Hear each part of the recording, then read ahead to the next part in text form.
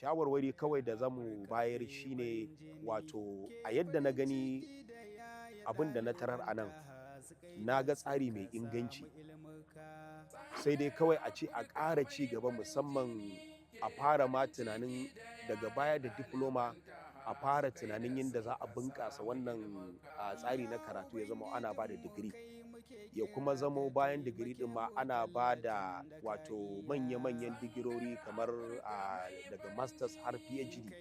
Saboda abin da muka gani yanzu na ɓangaren diploma, nasarar da aka samu a ce za a yaye ɗalibai fiye da 2000, kuma ga certificate za a bayar, kuma ga ɗaliban, ba wai faɗa ake yi ba. To a gaskiya wannan abin ni da ya yi tasiri a kaina da ni da tawagata, kuma muna ma mahukuntan wannan makaranta da wanda suka shirya wannan abu addu'a na alkhairi. A matsayina na shugaba na jami'a, to gaskiya na ga abin da ya zama min darasi ni ma'ana, wanda kuma in Allah danna musu fata na alkhairi. Daga diploma ɗin nan muji an ce an buɗe sashen sashin karatuttuka kamar na digiri da na masters da PhD.